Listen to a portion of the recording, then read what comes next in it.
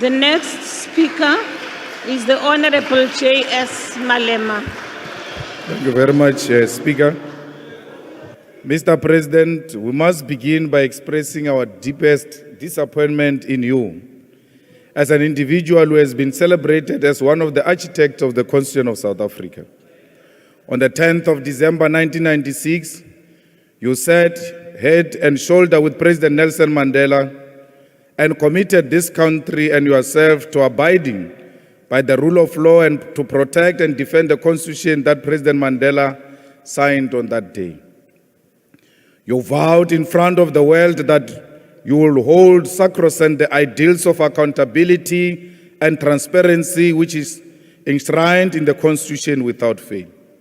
Today, 26 years after you held Nelson Mandela's hand, lifted our Constitution high into the air, you stand as the greatest enemy of constitutionalism and accountability. As a so-called architect of the Constitution, you have resolved to take Parliament of South Africa to court to avoid constitutional obligation of accountability. As a so-called crafter of our democratic dispensation, you are accused of engaging in activities that characterized a criminal underworld. As a so-called champion of accountability to masses of our people, you today avoid scrutiny and questioning like a fugitive. Mr. President, your reluctance to allow inquiry into the activities of Phala farm are shocking and concerning. You are so desperate to avoid any type of investigation into the crimes that have occurred at and in relation to a Phala farm that you have decided to spit in the face of the freedoms and institutions so many fought and died for. It is concerning because it means worse has happened in the farm that you do not want people of South Africa to know. Instead of using the process of the impeachment inquiry to clear your name, you have mobilized your party to fight against an attempt to discover the truth of what happened in Phala farm. Mr. President, you stand accused of theft from the people of South Africa. You stand accused of violating your oath of office and of violating the Constitution. You have stashed money in mattresses and allegedly avoided paying taxes. It is now accepted fact that you did not declare millions of foreign currency kept in your sofas to the South African Reserve Bank. It is now an undeniable fact that you have engaged in paid work while occupying the office of the President of South Africa. It is an undenied fact that your answers regarding Phala farm are unreliable because they change depending on the audience you speak to. It has become clear that you have no intention of taking responsibility for the crimes of Phala farm, because at every opportunity you blame vulnerable staff members of the crimes, staff members who can only operate under your instructions. If you are not blaming staff, you are compromising investigative institutions and casting aspersion on those who make damning findings. You have degenerated and you are clinching to power under the instruction of a faction that is desperate to control the levers of state power at the expense of the people of this country. Mr. President, I want to remind you that I warned you of surrounding yourself with yes men and women who will ill-advise you in the interest of their stomach. I warned you that you should not allow factionalism to dictate the decision you take when it comes to South Africa. I warned you that the Ruperts and the Oppenheimers will not be there to defend you when we ask you to account for the decisions you implement on their behalf.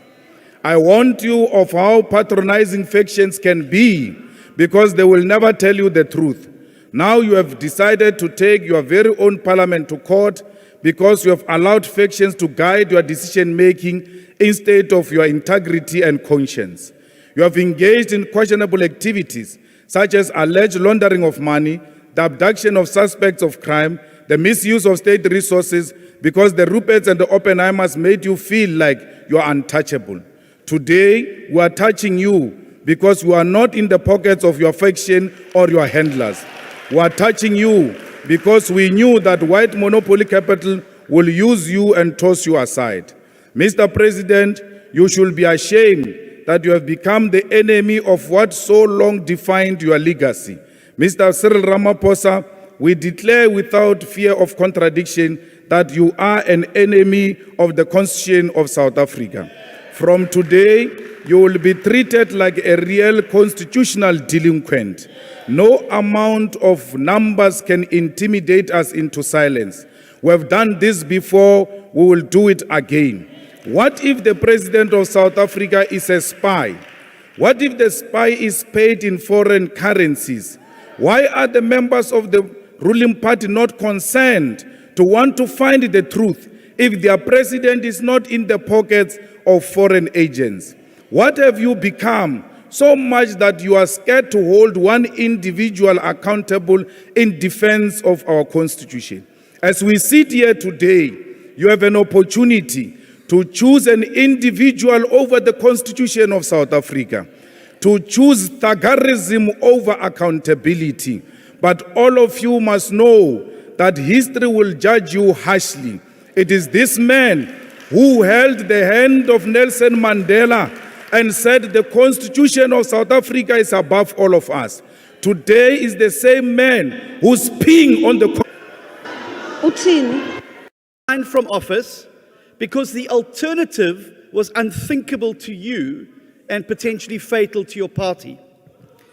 The alternative would mean answering questions before a committee of Parliament about the large stockpile of money that you had hidden away in your farmhouse.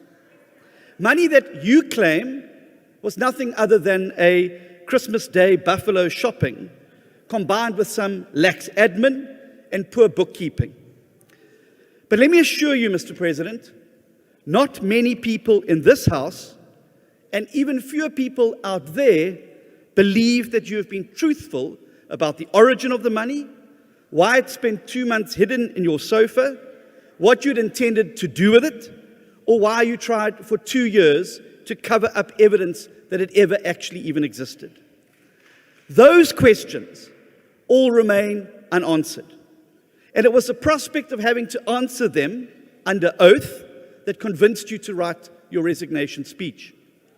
That is how damaging the Phala truth is to you personally, and clearly also to your party.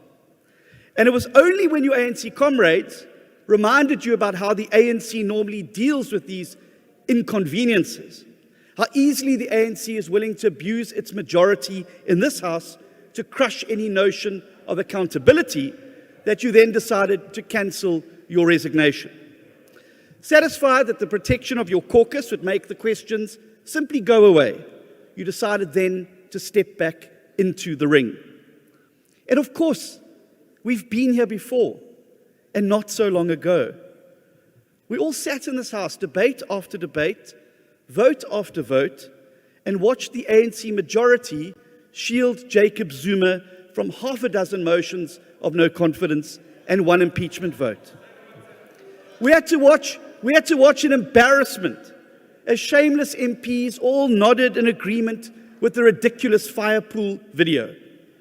Our Parliament became the laughing stock of the world as 250 grinning and heckling ANC MPs reduced this once august House into a mindless defender of the indefensible. And when Judge Zondo wrote his final report on state capture, never again and his handlers, never again would Parliament be declawed and disempowered as it was in those dark days. Not under this president who rode into town majestically on the promise of a new dawn and pledged to do things differently. And yet, here we are again. Then it was in Kandla, now it's Phala. Then it was fire pools and cattle kraals, now it's couches stuffed with dollars.